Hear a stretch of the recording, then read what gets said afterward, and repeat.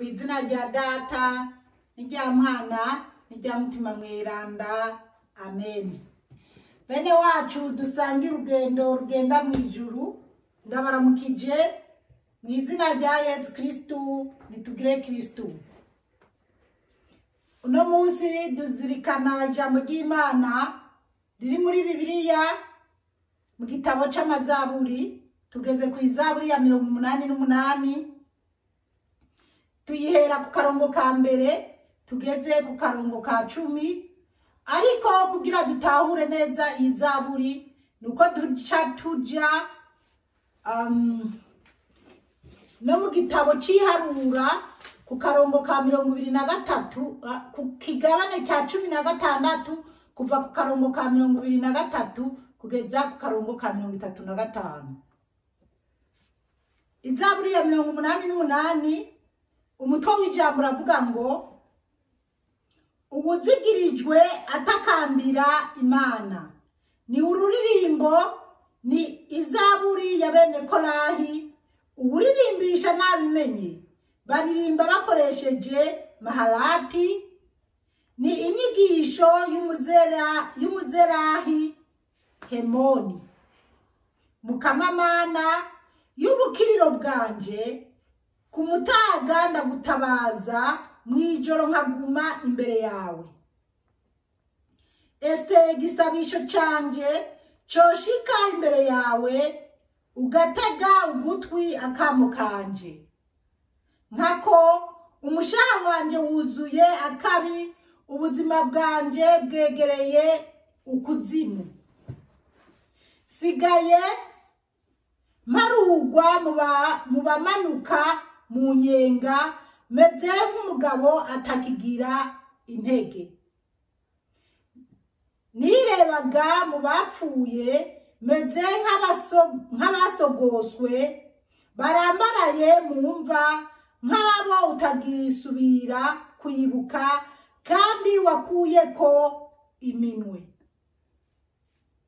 Wankororeye mu manga nyabarega, mu mwijima mu nyenga.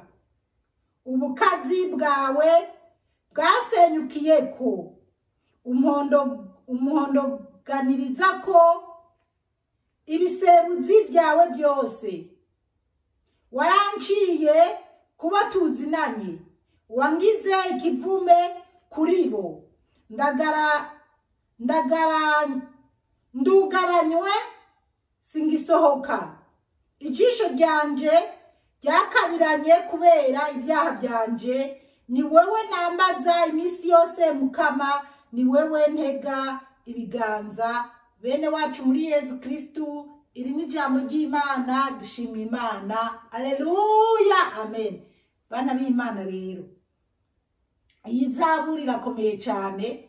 Niyo mpamvu tuja no mu gitabo c'iharura kugira tumenye neza, dutahure neza iyi zaburi. Ijambo ry'umutwe riravuga ngo uwuzigirijwe atakambira Imana. Umuntu azigirijwe abona ko atakigira imbere n'inyuma, abona ko atanzira kironka camwo, azigirijwe nyene bikomeye ukuntu atakambira Imana. Akarongo ka mbere katubwira ngo ni ururirimbo, ni izaburi ya bene Korahi. Uwuririmbisha nabimenye, baririmba bakoresheje maharati. Ni inyigisho y'umuzerahi Hemoni. Ariko kuri aka karongo ka mbere, ikintu tugomba kwitwararika cyane kumenya, nahavuga ngo ni izaburi ya bene Korahi.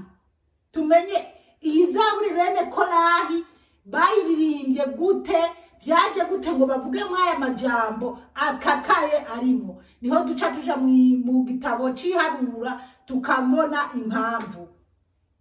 Akarongo ka kabiri karavuga ngo Mukama Mana y'ubukiriro bwanje. Aratakambira Imana ngo Mukama Mana y'ubukiriro bwanje, ku mutaga ndatabaza, mwijoro nkaguma imbere yawe. Ngo ku mutaga aguma imbere y'Imana asenga, atakambira Imana. Ngo no mwijoro akaguma imbere y'Imana ariko arasenga. Ariko ibi yabikora kukabona yazigirijwe, kuko yabona ko bagenzi biwe bene Korari bari baraguye mu cyobo. Yabona rero ko nawe uko biri kose nataguma imbere y'Imana ngo yitware neza ko nawe azohava agwa muri kijya cyobo abandi bari baraguyemo. Ariko ndashobora kuba ndiko ndabisigura gutya utazi ngo abo baguye mu cyobo bari hehe, nibyo tuzakuraba mu mwanya.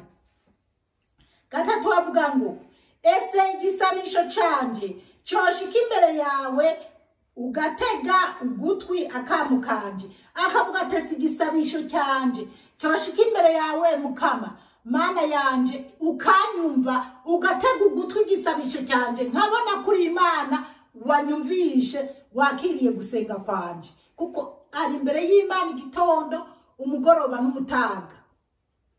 Kane haravuga ngo nkako umushaha wanje wuzuye akabi, aramenya ko umutima wiwe wuzuye akabi, ubuzima bwanje bwegereye ukuzimu. Ngo ubuzima bwiwe bwegereye ukuzimu kubera iki? Kubera ko akundi nyene bene Korari bari baragumutse. Rero naba basigaye bumva ati ubuzima bwanje bwegereye ukuzimu, na jewe nyene Imana izoguma itekereza yibuke babandi ba papa bene wacu n'abandi, kumbure bene Korari ntawe dusigaye.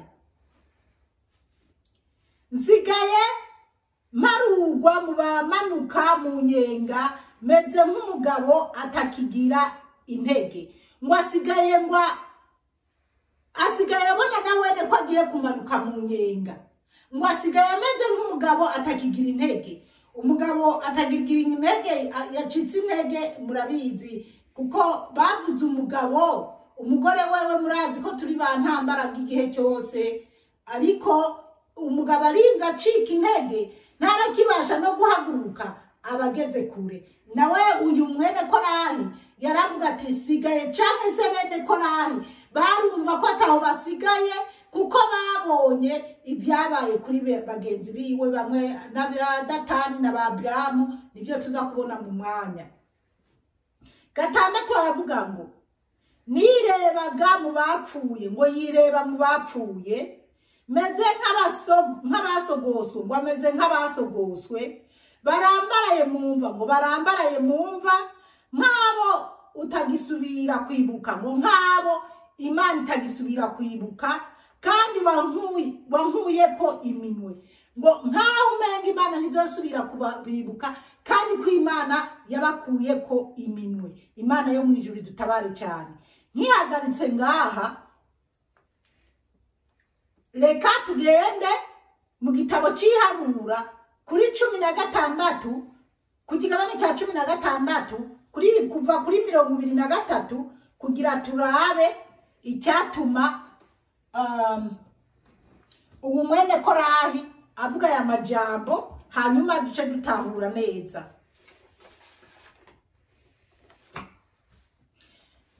Navuze ko amajambo ni menshi, ariko nyene nuguca ku mayange. Turasoma Iharura ku kigabane cya 16 kuva kuri 23 kugeza kuri 35. Ijambo ry'umutwe riravuga ngo Datani na Biramu bahanwa. Datani na Biramu bahanwa. Umukama ashikiriza ijambo Musa avuga ati shikiriza ijambo ishengero uvuge uti nimwigire kure y'uruzitiro urusago rwa Korari, Datani na Abiramu. Imana itabare cyane. Mwumvise ab'Imana yari karashikiriza ijambo. Ushaka kubimenya neza ucuhera ku kigabane cya 16 havuga ngo Korari, Datani na Abiramu bagarariza. Murabi nyene bari bagararize Mose na Aroni n'ibyakurikiye. 2:5 haravuga ngo cyane reka tuje kuri 2:4 shikiriza ijambo ishengero uvuge uti. Ibyo ni Imana iri kirabibwira Mose kubera aba bantu bagumutse. Nimwegere kure y'uruzitiro rw'urusago rwa Korari, Imana iravuga ngo abantu begere kure y'urusango rwa Korahi, Datani na Abiramu. Abantu bari mbese bari bagumutse. 25 Musa arahaguruka aja kwa Datani na Abiramu, abakurambere b'Isirayeli baramukurikira. Musa yahagurutse agenda kwa Datani na Abiramu ngo abakurambere b'urusengero baramukurikira. 26 Hanyuma ashikiriza ijambo ishengero avuga ati, ndabasabye mwigire kure y'amahema y'abo bantu bababisha, abo bantu bababisha Datani na Abiramu harimo na bene Korahi. Ntihagire ikintu na kimwe cyabo mukorako, ngo ntihagire ikintu cyabo na kimwe mukorako. Imana ikubuza gukora ku bintu by'abanyabwishime canke by'abayobe, ngo ntihagire ikintu cyabo bakorako, kugira ngo namwe ntimutikire kubera ibicumuro byabo, ngo ibicumuro byabo byose ntibabyegera ibintu byabo, ngo kugira nabo ntibatikire kubera ibicumuro byabo bantu. 27 baravuga ngo baraheza bigira kure y'uruzitiro rw'urusago rwa Korahi, ngo bigira kure y'uruzitiro rwa Korahi. Korahi wa wundi wo kwizaburi ya 88. Abantu begera kure y'uruzitiro rwa Korahi na Datani, n'uruzitiro rwa Datani baregerayo, na Abiramu n'uruzitiro rwa Abiramu baregerayo. Datani na Abiramu barasohoka bahagarara mu rwinjiriro rw'amahema yabo, bari kumwe n'abagore babo, abahungu babo n'abuzukuru babo. Imana yo mu ijuru dutabare cyane. Urumva, Datani na Abiramu barasohoka n'abagore n'abana n'abuzukuru, bariko baragumuka batuka Aroni na Musa, bashaka gukura, bumva ko Aroni adakwiye kubaja imbere cyane, adakwiye kubabwira ngo Imana yambwiye uko, ahubwo nabo bumva ngo bo kwishikira ku Mana. Kirazira gusuzugura umukozi w'Imana. 28 nuko audio ibiri kwihuta ariko ntacyo. 28 haravuga ngo Musa avuga ati, ibi nibyo muzamenyera ko Umukama ari we yantumye kurangura ibi bikorwa, kandi ko ntakora ico nitegetse. Musa atangwa kubisigura ko ikizotuma bamenya ko akora iby'Umukama yamutegetse. Rero babandi muriko murandungikira ama message, n'abandi baba pastor muriko murashaka kunyumvisha ko je ntageze ikirenge mu cya Yezu, cyane ko atamukatolika yavuga ko yeretswe, canke umenga Imana ni yo, ni mundeke jewe, ni mundeke. Kandi ntimugasuzugura umuntu kuko mutazi kimurimo. Mwebwe ntimuzaho natorewe ngo mvuge ubutumwa bwiza. Abantu bamwe na bamwe urumva, reka twibandanirize ko murenzo bisigura ikindi gihe. Murumvise ijambo Musa ashikirize. 29 havuga ngo aba bantu nibapfa uko abandi bose bapfa, ngo abo bantu ba Korahi, ba Abiramu na ba Datani, ngo nibapfa n'abuzukuru babo n'abagore n'abana n'abakazana, ngo nibapfa uko abandi bapfa. Mose arabandanya, nibahanwa nk'uko abandi bose bahanwa, nzoba ntatumwe n'Umukama. Ngo nibapfa nk'uko abandi bose bapfa, ngo nibahanwa nk'uko abandi bose bahanwa, ngo ntazoba yaratumwe n'Umukama. Kuko gupfa ni kuratandukanye, impfu ziratandukanye. Ubupfuye nagisida sikyo kimwe n'uwaramaze iminsi ku musego, sikyo kimwe n'uwo batoye malaria canke Ebola canke diabete canke kanseri. upfuye yaragwaye kanseri sike kimwe n'uhanutse n'indege cyangwa uwo baturikije n'ikibombe cyangwa isasu. Rero Musa yavuga ati jewe aba bantu bapfuye nk'uko abandi bapfuye sinzoba natumwe n'umukama. Reka twumve icyo Musa yipfuza.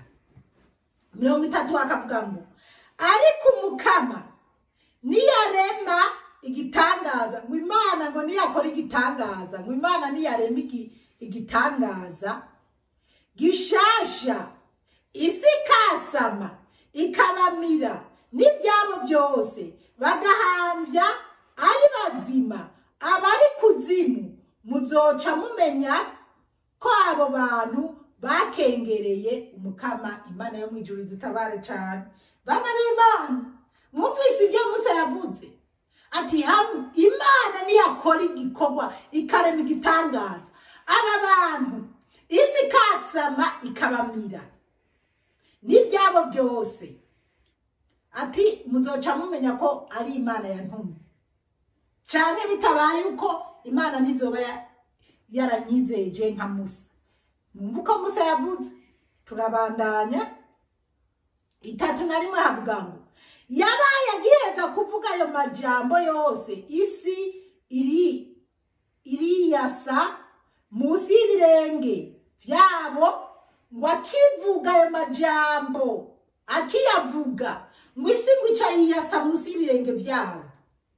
32 isi irasama irabamira n'imiryango yabo hamwe n'abantu bose bari bashigikiye Korahi n'amatungo yabo yose. Mwumvise ya Zaburi ya bene Korahi. Musa akivuga ya majambo, isi ngo ikirasama ngo ibamirane n'amatungo yabo bose, ngo abari bashigikiye Korahi.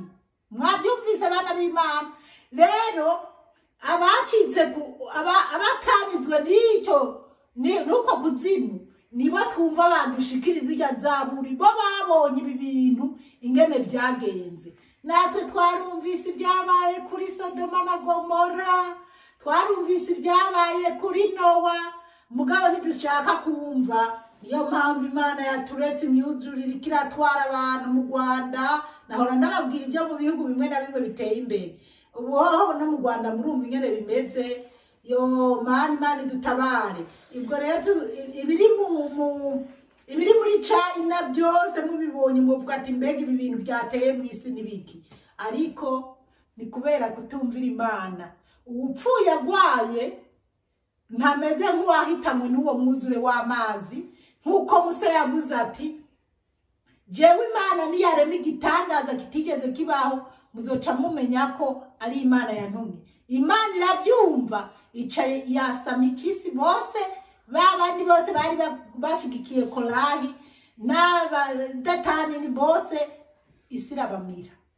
Imana yo mwijuru tube hafi cyane, iduhe kumva no gutinya. Aho 3 rero haravuga ngo bamanuka ikuzimu bakiri bazima bo n'ibyabo byose, isi ica irabamira bazimangana batyo bava mu ishengero.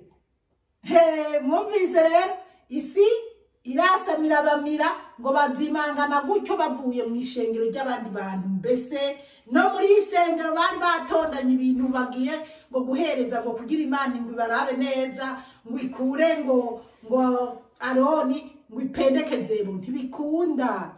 Ba pasteri bamwe na bamwe mwanyikometse, simwebwe mwantoye, mwebwe nimuza aho Yezu yambwiriye kuvuga ubutumwa bwiza, nimundeke. Impanuro zanyu ntazoshaka kumva, je ndafise umuntu numvira. Bana b'Imana, ego ndi mu bigeragezo bidasanzwe, ariko haleluya, amen, ndi kumwe na Yezu Kristo. Turabandanya 3 Israeli yose yari ibakikije irahunga, yumvise amaborogo yabo, kuko yavuga iti isi niyave itumira na twebwe. 5 umukama arekura umuriro urigitaba abantu 250 bariko barahereza ibimoga neza ngo umukama arekura umuriro urigita abantu 250 bariko barahereza ibimoga neza. Aba bamwe barigiswe isi yarabumamye ko irabamira, abandi nabo bari ahantu mu ngoro y'Imana bagiye kurata ngo bagiye ngo guturira imibavu ngo Imana ibagirire neza ikure uwo badashaka. Ariko mana Imana nigitangaza yo ngira ubu niho nyitahura cyatumye Imana impa kuvuga ibi bintu, kubera hari abantu bari kungerageza muri iki gihe kandi b'abakozi b'Imana. Mwebwe simwe mwantoye, simwe mwambwiye kuvuga ubutumwa bwiza, mumpa amahoro nkuko nanje ndabaha amahoro. Je ntacyo mfa n'amadini, vuga ijambo ry'Imana nkuko umukama Yezu abishaka. Rero reka tubandanye na ya zaburi twarimo, twari kugira twumve ibijanye na Korahi, ariko nejo tuzobigaruka ko kubw'izaburi kuko twayigejeje hagati. Rero naringe twatugejeje kuri 6. Indwi haravuga ngo mwizaburi, wankororeye mu manga nyabarega mu mwijima mu nyenga. Mwumvise ngo wankororeye mu manga nyabarega mu mwijima mu nyenga.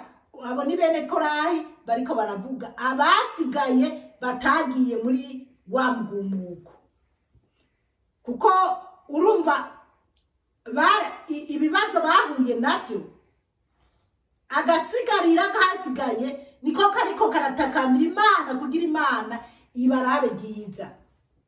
8 hakavuga ngo ubukazi bwawe bwasenyukiyeko umpondoganiriza ko ibiseruzi byawe byose. Ngo ubukazi bw'Imana bwamuhondoganiye ko bwahondoganiriye kuri bene Korahi, ngo Imana irekura mu biseruzi byayo byose. Rero Imana nta makosa ifise, ahubwo amakosa yari bene Korahi kuko bariko baragarariza umukozi w'Imana kandi ari Imana yamwishiriyeho. Rero tureke kugumuka, duhitondera abandi bakozi b'Imana, umurabe neza. Wowe guhagarara Tanzania cyangwa ugahagarara Amerika, Canada, ukaza wowe gushaka kunyumvisa jewe zipora ibyo nkwiye kwigisha cyangwa ko ntakwiye kuvuga ko ntageze ikirenge mu cya Yezu, wowe nzi gute ko uri umuntu w'Imana by'ukuri? Ndeka kuko ntuzaho nahuriye n'Imana, nanjye sinzaho wahuriye n'Imana. Vuga ubutumwa bwawe nk'uko Imana yabugutumye, kuko hari benshi baje bambwira ngo Imana yabantumye ko, mbere bamwe bakaba bari mu ngorane zitagira uko zingana hejuru y'amadini bihaye gushinga, baza kugira ibidashoboka ngo bariko bamwe ngo bashaka kumbatiza da, abandi ngo dukorane ducangishe. Imana yo mwijuru dutabare cyane. 8 ubukazi bwawe nahavuze 9 waranciye kuba tuzinanye, wagize ikivume kuri bo. Ngo Imana yamugize ikivume kuri bo. Niba biciye kuri ba Mose no kuri ba Aroni, ntabwo ari Imana yabagize ikivume, ahubwo bagenzi biwe bacumuye niba batumye Imana irakarira bene Korahi. Urumva n'abari basigaye byari bigoye kugira begera Imana nyene, byasaba ko begera Imana n'imbaraga nyinshi kugira Imana ibarabe byiza. Ndugaranywe singisohoka, ngo arugaranywe ntagisohoka. Aha birumvikana ko yagera hagasabirana bajya bamizwe na bamwe bahiye na bamwe bamizwe n'isi. 10 ijisho ryanje ryakabiranye kubera ibyaha byanje. Murabyumvise ngo ijisho ryiwe ryakabiranye kubera ibyaha byiwe, kubera ibyaha umwene Korahi, ababene Korahi, ibyaha byabo. Ijisho ryiwe ryakabiranye kubera hari igihe umuntu aba mu byaha nawe akarira bikamuriza, agatuntura, akababara, kuko nanje narabibayemo. Ni wewe nambaza imisi yose Mukama. Ariko aravuga ati ni wewe nambaza imisi yose Mukama. Aramenya ko Imana ari Imana, aramenya ko kwiye guha icyubahiro Imana kuko yabonye ibyabaye mu muryango wiwe. Ni wewe ntega ibiganza, ngo ni wewe Mukama ntega ibiganza, ariko aratakambira Imana ayereka ko ayiteze ibiganza kugira Imana ibyura ikigongwe igarura imbabazi zayo kuri abo bene Korahi. Bana b'Imana rero reka tugeze ngaha, ariko Zaburi turacyayibandanya, noneho tuzoca tukurikiza kuva ku karongo ka 11 no muri bene Korahi nyene tuzoca twongera turabe ibyakurikiranye. Umukama Imana bahezagire cyane, mwarahezagiwe n'Imana, ku izina rya Data n'irya Mwana n'irya Mutima Mweranda, amen.